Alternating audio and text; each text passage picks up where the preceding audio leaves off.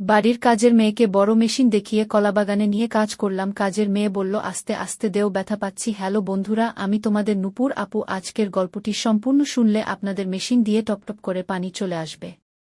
তাই হাতের কাজ করার আগে হাতের কাছে টিস্যু রাখুন। আমাদের বাড়িতে কাজ করা মহিলা পূজা প্রায় আমাকে বলতো, ছোট সাহেব, আপনি এখন বড় হয়ে গেছেন, আমি আপনাকে অনেক কিছু শিখাতে চাই। তখন আমি পূজার কথার মানে পুরোপুরি বুঝতে পারিনি। একদিন যখন সে আমার ঘরে ফ্লোর পরিষ্কার করছিল, তার পা হঠাৎ পিছলে গেল। আমি তাকে ধরে আমার বিছানায় বসালাম। তারপর সে আমাকে তার পায়ে ম্যাসাজ করতে বলল। যখন আমি তার পায়ে ম্যাসাজ করতে শুরু করলাম, সে নিচু স্বরে কিছু একটা বলল। আমার হাত কিছুটা কাঁপছিল। আমি চেষ্টা করছিলাম তার পায়ে ধীরে ধীরে মালিশ করতে, কিন্তু ভেতরটা অদ্ভুত একটা অনুভূতিতে ভরে যাচ্ছিল। মনে হচ্ছিল হৃৎপিণ্ডের ধাক্কা যেন ক্রমশ দ্রুত হচ্ছে, আর গলায় কিছু যেন আটকে আছে। পূজা আমার হাত আলতোভাবে ধরে বলল, তুমি তো এখন বড় হয়ে গেছ, কিছু বিষয় নিজেও শিখে নিতে হবে। তার কথা শুনে আমি কিছুক্ষণের জন্য থেমে গেলাম। বুঝতে চেষ্টা করছিলাম সে আসলে কি বলতে চাইছে। মনে হচ্ছিল যেন আমার সব চিন্তাগুলো অদৃশ্য কুয়াশার মধ্যে হারিয়ে যাচ্ছে। পূজা আস্তে আস্তে আমার হাত ধরে নিজের কাঁধে রাখল। পরিবেশটা তখন শান্ত ছিল, কিন্তু আমার মনের ভেতরে হাজারো প্রশ্নের ঢেউ খেলে যাচ্ছিল, অথচ মুখ ফুটে কিছু বলতে পারছিলাম না। আমাদের নিঃশ্বাসের শব্দে ঘরটা যেন আরও নিস্তব্ধ হয়ে উঠল। একটু পর পূজা আমাকে নিজের দিকে টেনে বলল, তোমাকে দেখলেই আমার মনে অদ্ভুত এক অনুভূতি কাজ করে।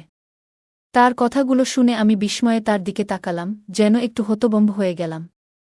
কিছু বলার আগেই পূজা আমাকে, আমি কুনাল। আজ আমি আপনাদের সঙ্গে আমার জীবনের এমন একটি অধ্যায় শেয়ার করব, যা আমি নিজেও মনে হয় পুরোপুরিভাবে কারো সঙ্গে শেয়ার করিনি। তখন পূজা আমাকে স্মরণ করিয়ে দিল, ছোট সাহেব, গতকাল আমি স্ট্রবেরির কথা বলেছিলাম, মনে আছে তো? আমি সঙ্গে সঙ্গে তার জন্য আনা স্ট্রবেরির প্যাকেটটা বের করে দিলাম।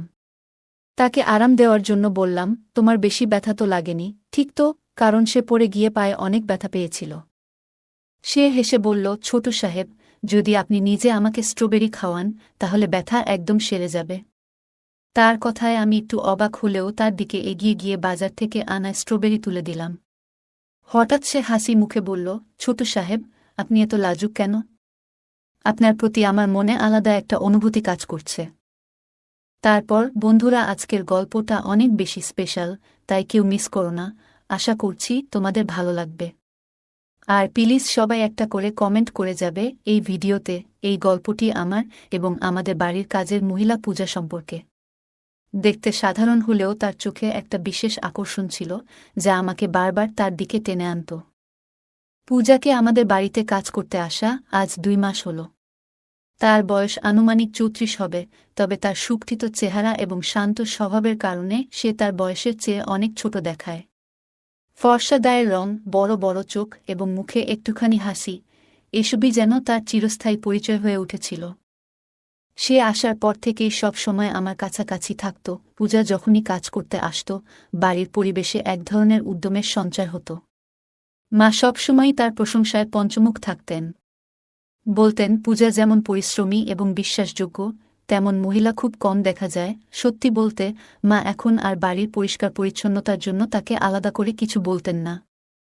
বাড়ির প্রতিটি কোণ, প্রতিটি জিনিস সে এত যত্ন সহকারে গুছিয়ে রাখত যে তাকে কাজের মানুষ বলে আলাদা করে বোঝা যেত না। সেপ্টেম্বরের শুরুর দিকে হালকা ঠান্ডা পড়তে শুরু করেছিল, আর পুজোর আমেজও আস্তে আস্তে বাড়ির পরিবেশে ঢুকে পড়েছিল। প্রতি বছরের মতো মা এ বছরও দুর্গাপূজার আগে বাড়ির সম্পূর্ণ পরিষ্কার পরিচ্ছন্নতার সিদ্ধান্ত নিলেন।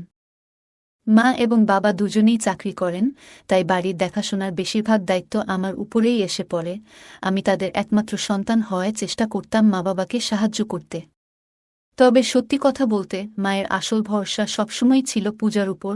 পূজাকে আমাদের বাড়িতে কাজ করতে আসার মাত্র কিছু মাস হলেও সে তার কাজের মনোযোগ এবং দক্ষতার মাধ্যমে সবার মন জয় করে নিয়েছে। তার কাজ করার ধরন এমন যে মনে হতো সে নিজের বাড়ি গুছাচ্ছে। পরের দিন থেকেই সে পুজোর জন্য বাড়ি পরিষ্কারের কাজ শুরু করে দিল। আমাদের বাড়ি বড় হওয়ায় একা পূজার পক্ষে সব কাজ সামলানো কঠিন ছিল। এই জন্যই পূজা তার 15 বছর বয়সী মেয়ে তানিয়াকেও নিজের সাথে কাজের জন্য নিয়ে এসেছিল। তানিয়াও তার মায়ের মতোই পরিশ্রমী এবং কাজে পারদর্শী ছিল। মা মেয়ে একসাথে কাজ শুরু করার পর বাড়ির প্রতিটি কোণ যেন ঝকঝক করে উঠল। প্রতিদিন পূজা সকাল সকাল এসে উপস্থিত হতো এবং সবার আগে আমার এবং মায়ের জন্য টিফিন তৈরি করত, যাতে আমরা সময়মতো নাশতা ও লাঞ্চ সেরে নিতে পারি। এরপর সে পুরো মনোযোগ দিয়ে পরিষ্কার পরিচ্ছন্নতার কাজে লেগে যেত। এখন পূজা যে বাড়ির কাজগুলো দারুণ দক্ষতায় সামলে নিচ্ছে, এতে মা সম্পূর্ণ নিশ্চিন্তে অফিসের দিকে রওনা দিতে পারতেন। বাবার শরীরও সামান্য খারাপ ছিল, তাই তিনি কয়েকদিনের জন্য ছুটি নিয়েছিলেন। বাড়িতে তার যত্ন নেওয়ার দায়িত্ব পূজার উপরেই পড়ল। সে নিয়মিত বাবাকে ওষুধ খাইয়ে দিত এবং তার প্রয়োজনগুলোর খেয়াল রাখত। বাবার শরীর খারাপ থাকায় মা একটু চিন্তিত থাকতেন, তবে পূজার উপস্থিতিতে মা অনেকটাই নিশ্চিন্ত বোধ করতেন। পরের কয়েকদিনের মধ্যে পূজা পুরো বাড়ি ঝকঝকে করে তুলল। তার কাজ দেখে মা এতটাই খুশি হলেন যে তাকে একটি বোনাস দিলেন। আমি যখন আমার নিজের ঘরটাকে ঝকঝকে দেখে আনন্দ পেলাম, তখন আমিও তাকে কিছু উপহার দেওয়ার ইচ্ছা করলাম। অর্থের বদলে আমি ভাবছিলাম তাকে এমন কিছু দেব যা তার কাজে লাগবে এবং সে উপকৃত হবে। আমার উপহার দেওয়ার একটি বিশেষ কারণ ছিল, কারণ পূজা আমার প্রতি সবসময় অতিরিক্ত যত্নশীল ছিল। এমনকি আমি বলবো, মায়ের থেকেও সে আমার দেখভালের বিষয়ে বেশি মনোযোগী ছিল। বাড়িতে আমার কোনো জিনিস কোথায় রাখা আছে সে মায়ের থেকেও ভালো জানত। পূজার এই ভালোবাসা এবং যত্ন আমাকে তার জন্য কিছু উপহার দেওয়ার ইচ্ছে জাগিয়েছিল। তাই আমি আমার পকেট মানি থেকে ১,০০০ টাকা আলাদা করে কিছু সুন্দর শাড়ি কিনে ফেললাম। সে সাধারণত পুরনো কাপড় পরে কাজ করত, তাই আমার পছন্দমতো শাড়ি বেছে তাকে দিতে চেয়েছিলাম। সেদিন তাকে এই উপহারটি দিতে আমি খুব উৎসাহিত ছিলাম এবং কলেজ থেকে তাড়াতাড়ি বাড়ি ফিরলাম। বাড়ি এসেই আমি পূজাকে খুঁজতে শুরু করলাম এবং কিচেনে তাকে পেলাম। কিচেনে ঢুকেই আমি পিছন থেকে তার চোখ বন্ধ করে দিলাম। যখন তার চোখের সামনে থেকে হাত সরালাম, সে অবাক হয়ে বলল, তোমার আজ হঠাৎ এমন দুষ্টুমি করার ইচ্ছে হলো কেন? তখন আমি তাকে সেই উপহারটি দিলাম। উপহারটি পেয়ে সে আবেগে আপ্লুত হয়ে পড়ল। সে বলল, তোমরা সবাই আমাকে পরিবারের সদস্যের মতো মনে করো। এই বাড়িতে তুমি আমার সব থেকে প্রিয়, এমন বলে সে আমাকে কাছে টেনে নিল। সেই মুহূর্তে আমার মনে হয়েছিল সে আমাকে নিজের সন্তান ভেবে জড়িয়ে ধরেছে।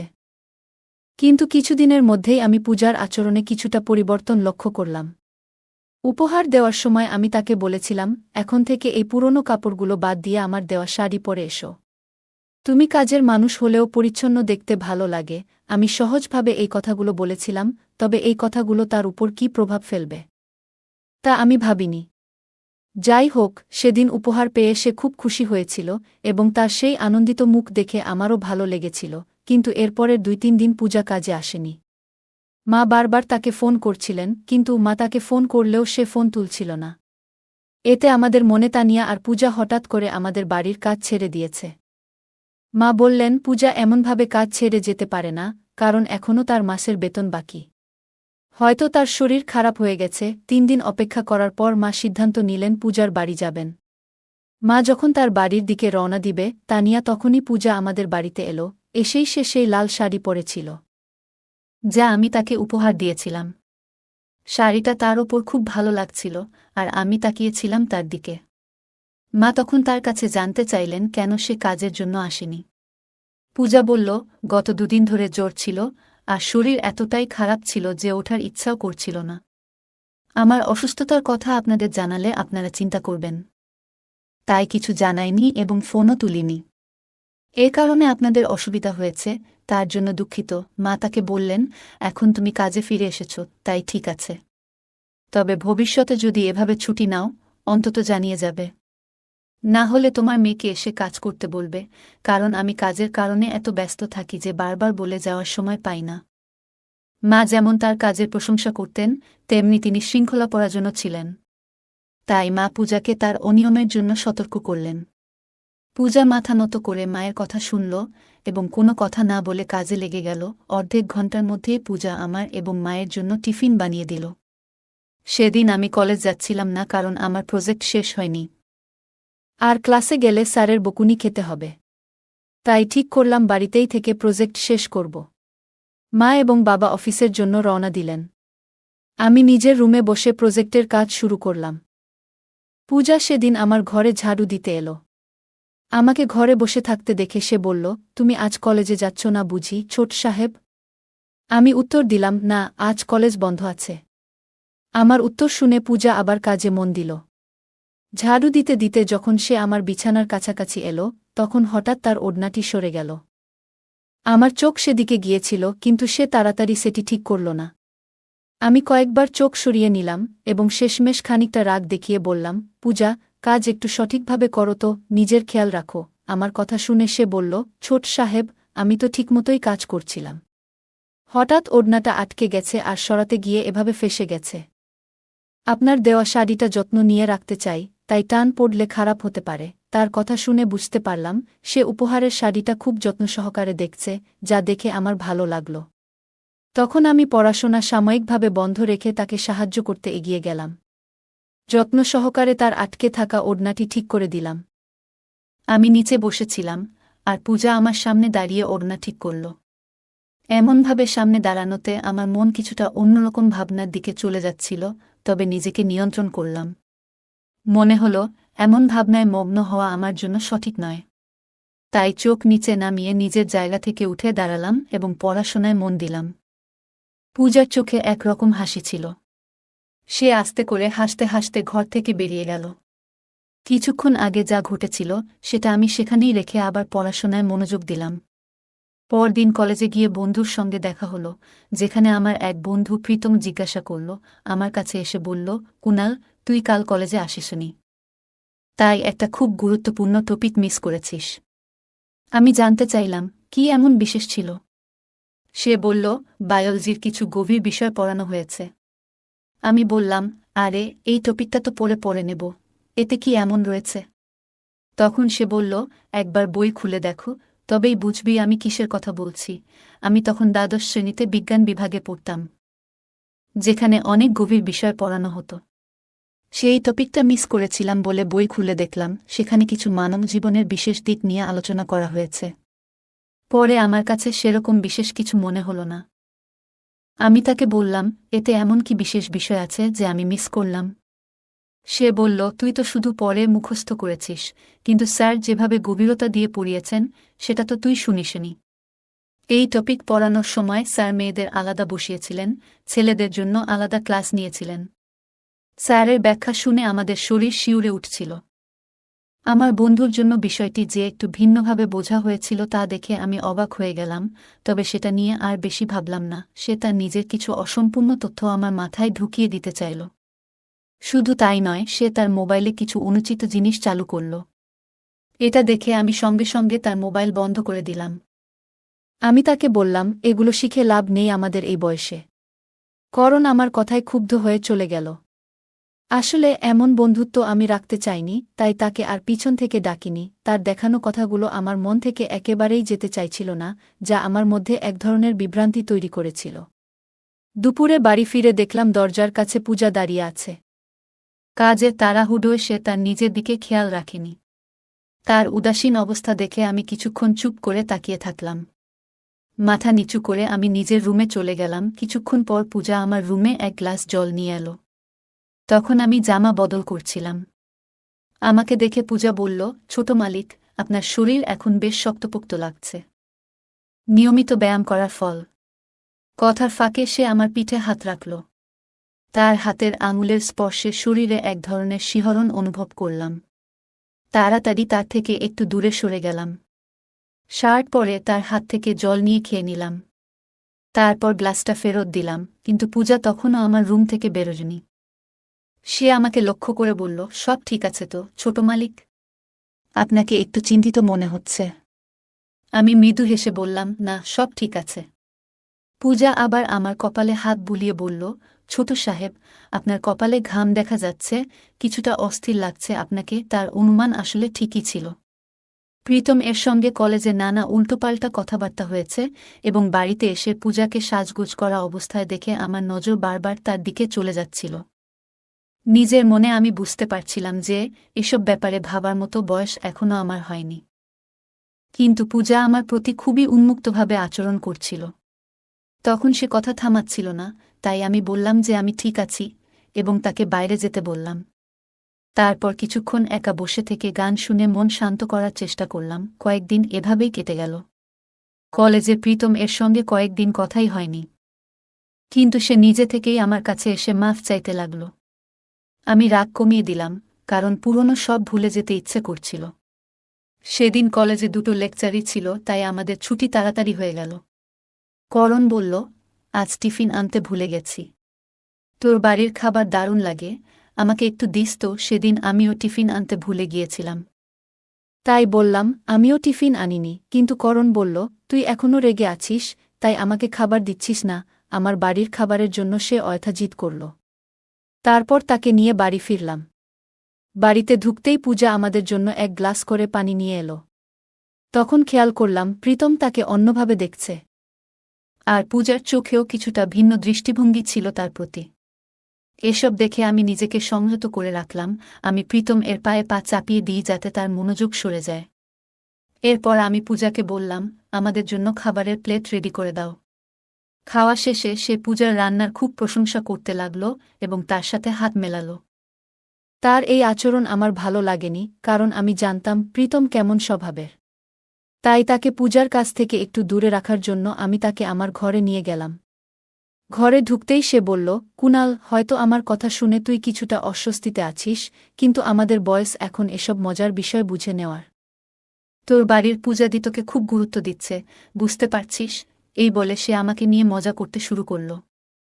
আমি ওর কথা হেসে এড়িয়ে দিলাম। কিছুক্ষণ পর সে বাড়ি ফিরে গেল। দুপুরে পূজা আমার ঘরে ফ্লোর পরিষ্কার করতে এলো। তখন আমি বিছানার ধারে বসেছিলাম। সে যখন বিছানার কাছে মুছতে আসে, তখন হঠাৎ একটা ধাক্কা লাগে। আমি সেদিকে না তাকিয়ে অগ্রাহ্য করি, কিন্তু দিন দিন আমি লক্ষ্য করতে লাগলাম যে পূজার আচরণে কিছুটা পরিবর্তন আসছে। সে আমার আশেপাশে থাকার চেষ্টা করছে, যা আমার কাছে স্বাভাবিক মনে হয়নি। এরপর কয়েকটা দিন এভাবেই কাটল। কিন্তু পূজার এই অস্বস্তিকর আচরণ বাড়তেই থাকল। মা বাবা প্রতিদিন সকালেই অফিসে বেরিয়ে যেতেন, আর আমি পরে কলেজে যেতাম। একদিন আমি কলেজে যাওয়ার প্রস্তুতি নিচ্ছিলাম এবং আলমারি থেকে শার্ট খুঁজছিলাম। ঠিক তখনই পূজা আমার জন্য টিফিন নিয়ে ঘরে এলো। সে আমার ব্যাগে টিফিন রেখে দিল এবং আলমারির পাশে দাঁড়িয়ে আমার শার্ট খুঁজে বের করে নিজে হাতে এগিয়ে দিল। শুধু তাই নয়, শার্ট বদলানো পর্যন্ত সে ঘরেই দাঁড়িয়েছিল। সে আমার পোশাকের বোতাম লাগাতে শুরু করল। আমি বারবার তাকে দূরে সরানোর চেষ্টা করছিলাম, শেষমেশ বলেই ফেললাম, আমার কাছ থেকে দূরে থাকো, আমার একটু লজ্জা লাগছে। সে হেসে বলল, ছোট সাহেব, আপনার এই বয়সে লজ্জা পেতে নেই। সেদিন আপনার যে বন্ধু এসেছিলেন তাদের আর আপনার মধ্যে অনেক তফাৎ দেখলাম। একটু তো বন্ধুর কাছ থেকে শেখা উচিত, এইভাবে সহজ সরল হয়ে থাকলে চলে না। তার কথা শুনে আমি মৃদু হেসে মাথা নাড়লাম। তার ইঙ্গিত বোঝার মতো বুদ্ধি তখন আমার ছিল না। তার পরামর্শ অনুযায়ী আমি কলেজের পথে রওনা দিলাম। বাড়ির তালা লাগাতে গিয়ে দেখি পূজা আমাকে থামালো এবং বলল, ছোট সাহেব, আমার স্ট্রবেরি খেতে খুব ইচ্ছে করছে। আপনি কি আমার জন্য স্ট্রবেরি আনবেন? আমি হাসিমুখে সম্মতি জানালাম এবং কলেজের জন্য বের হয়ে গেলাম। আর বললাম ফেরার সময় নিয়ে আসব। পরদিন রবিবার ছিল, আমাদের ছুটির দিন। সেদিন দুপুর 2টার দিকে পূজারও কাজ থেকে ছুটি থাকত। সাধারণত রবিবারের সন্ধ্যাবেলায় আমরা বাইরে যাওয়ার পরিকল্পনা করতাম, সেদিনও তাই ঠিক করা হয়েছিল। সকাল 11টা নাগাদ পূজা ঘর পরিষ্কার করতে এলো। ঝাড়ু দেওয়ার পর যখন মেঝে মোছার জন্য বালতি নিয়ে আসল, তখন অসাবধানতাবশত তার হাতে থাকা বালতিটা উল্টে গেল এবং পূজা মেঝে পরিষ্কার করার সময় হঠাৎ পা পিছলে পড়ে গেল। তাকে পড়ে যেতে দেখে আমি দ্রুত এগিয়ে গিয়ে তাকে সাহায্য করলাম। তার কোমরে আঘাত লেগেছিল, তাই তাকে আমার বিছানায় বসিয়ে আরাম করতে বললাম। আমি কেবল তার মঙ্গল চাচ্ছিলাম, কিন্তু তার দৃষ্টিতে যেন কিছুটা অস্বস্তি লক্ষ্য করলাম। কিছুক্ষণ পর পূজা আমাকে স্মরণ করিয়ে দিল, ছোট সাহেব, গতকাল আমি স্ট্রবেরির কথা বলেছিলাম, মনে আছে তো? আমি সঙ্গে সঙ্গে তার জন্য আনা স্ট্রবেরির প্যাকেটটা বের করে দিলাম। তাকে আরাম দেওয়ার জন্য বললাম, তোমার বেশি ব্যথা তো লাগেনি, ঠিক তো? সে হেসে বলল, ছোট সাহেব, যদি আপনি নিজে আমাকে স্ট্রবেরি খাওয়ান তাহলে ব্যথা একদম সেরে যাবে। তার কথায় আমি একটু অবাক হলেও তার দিকে এগিয়ে গিয়ে বাজার থেকে আনা স্ট্রবেরি তুলে দিলাম। হঠাৎ সে আমার হাত ধরে আরও কাছে টেনে নিয়ে হাসি মুখে বলল, ছোট সাহেব, আপনি এত লাজুক কেন? আপনার প্রতি আমার মনে আলাদা একটা অনুভূতি কাজ করছে। আমি একটু দ্বিধায় পড়লেও তার অনুরোধ রাখতে এগিয়ে গেলাম। ঠিক তখনই পেছন থেকে বাবার কণ্ঠ শোনা গেল। বাবা রেগে গিয়ে বললেন, পূজা, তুমি কি করছ? এভাবে ছোট সাহেবের সঙ্গে আচরণ করা ঠিক নয়। বাবা আরও কিছু বলার আগে মা এসে পড়লেন। মা পুরো বিষয়টা বুঝতে না পেরে প্রথমে কিছুটা বিভ্রান্ত হলেন। বাবার কথায় পূজা নিজেকে সামলে নিয়ে পরিস্থিতি শান্ত করল এবং বললেন, আমি পড়ে গিয়ে আমি ব্যথা পেয়েছি, তাই ছোট সাহেব আমাকে একটু সাহায্য করছিলেন। বাবা রেগে গিয়ে বললেন, পূজা, মিথ্যা বলো না। আমি নিজেই দেখেছি তুমি আমার ছেলের হাত ধরে তাকে কাছে টানার চেষ্টা করছিলে। কয়েকদিন ধরে তোমার আচরণে কেমন যেন একটা পরিবর্তন লক্ষ্য করছিলাম, কিন্তু তুমি এমন কাজ করবে তা ভাবিনি। বাবার কথা শুনে পূজা পাল্টা জবাব দিল, মালিক, আমিও ভাবিনি যে আপনি এতটা দূর যাবেন। পূজা আরও বলল, আপনি তো আমার ছোট মেয়ের প্রতি খেয়াল রেখেছিলেন, তার পাশে বসে তাকে খাবারের লোভ দেখিয়ে তার কাছে থাকার চেষ্টা করেছিলেন। কিছুদিন ধরে আমার মেয়ে অস্বস্তিতে থাকছে। ডাক্তার দেখানোর পর জানা গেল তার শরীরে কিছু অস্বাভাবিকতা তৈরি হয়েছে। আপনার মতো একজন প্রাপ্তবয়স্কের আচরণের জন্য আমার মেয়ের কোমল মনের উপর গভীর প্রভাব পড়েছে। যখন আমি জানতে পারি তার এই অবস্থার জন্য কে দায়ী, তখন থেকেই আমার মনে প্রতিশোধ নেওয়ার ইচ্ছে ছিল। আপনার নিজের সন্তান যখন এই সমস্যায় পড়ল, তখন আপনি আমাকেই দোষী করতে চাইলেন। পূজার এমন কথায় আমি চমকে গেলাম। তার এই গল্পের কারণে আমি সম্পূর্ণ বিভ্রান্ত হয়ে গেলাম এবং ভাবছিলাম কিভাবে সে এতটা এগিয়ে গিয়ে এমন মিথ্যা কথা বলতে পারল। বাবা মাও তার কথাগুলো বিশ্বাস করতে পারলেন না এবং তাকে ধিক্কার জানিয়ে সেখান থেকে চলে যেতে বললেন।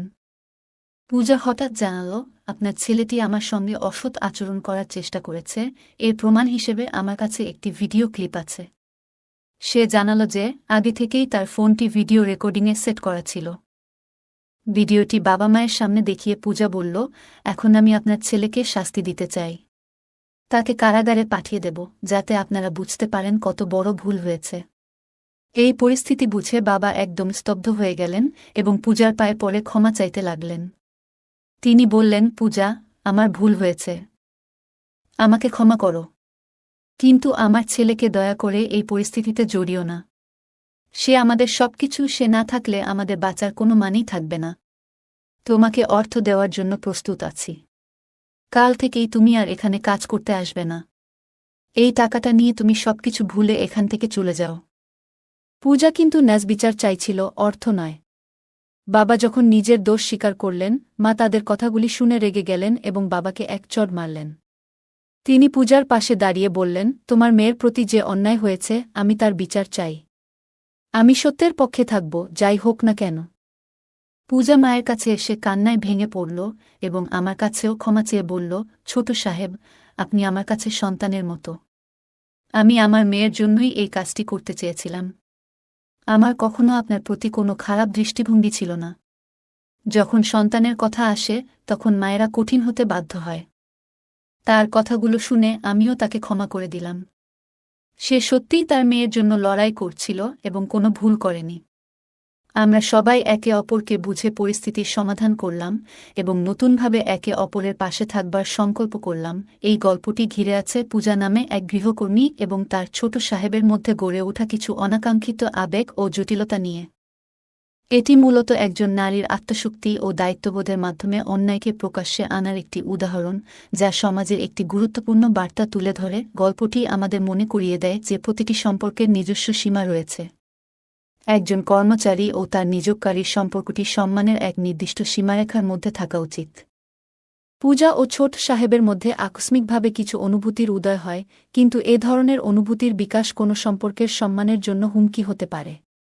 মানবীয় দুর্বলতা আমাদের সবার মধ্যেই থাকে, তবে সেটিকে সঠিকভাবে পরিচালনা করাই সবচেয়ে গুরুত্বপূর্ণ।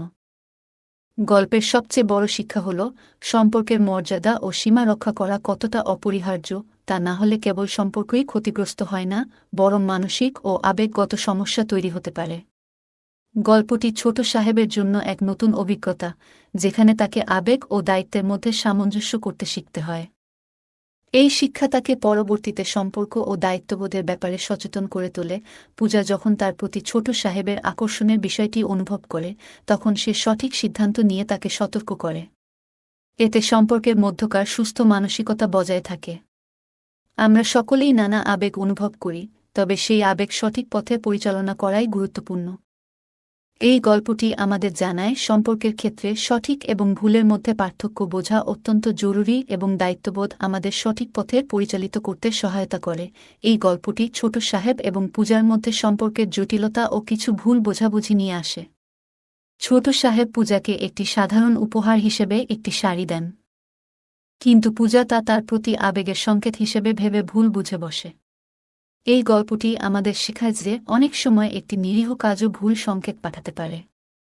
উপহার দেওয়ার ইচ্ছাটি যদিও আন্তরিক ছিল, তবে পূজার পক্ষে এটিকে অন্যভাবে বোঝা সহজ ছিল। ছোট সাহেব পূজার প্রতি কোনো অন্যায় আচরণে জড়ানোর আগে নিজের আবেগ নিয়ন্ত্রণে রাখেন, যা তার চরিত্রের দৃঢ়তা এবং নৈতিকতার পরিচায়ক। গল্পটি আত্মসংযম ও সঠিক আচরণের মূল্য সম্পর্কে গুরুত্বপূর্ণ শিক্ষা দেয়। প্রতিটি সম্পর্কের নিজস্ব সীমা রয়েছে এবং সেই সীমা মেনে চলা অত্যন্ত প্রয়োজনীয়। ছোট সাহেব ও পূজার এই ঘটনাগুলো আমাদেরকে শেখায় কিভাবে নিজস্ব আবেগ নিয়ন্ত্রণ করা উচিত এবং অন্যদের প্রতি সম্মান প্রদর্শন করা উচিত।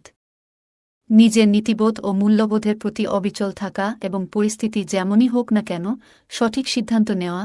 জীবনের বিভিন্ন সময়ে আমাদের কঠিন সিদ্ধান্ত নিতে হয় এবং সঠিক ও ভুলের মধ্যে পার্থক্য বোঝা গুরুত্বপূর্ণ। বন্ধুরা, যদি এই গল্পটি ভালো লেগে থাকে তাহলে দয়া করে ভিডিওটি লাইক করুন এবং আমাদের বাংলা অডিও স্টোরি চ্যানেলটি সাবস্ক্রাইব করুন।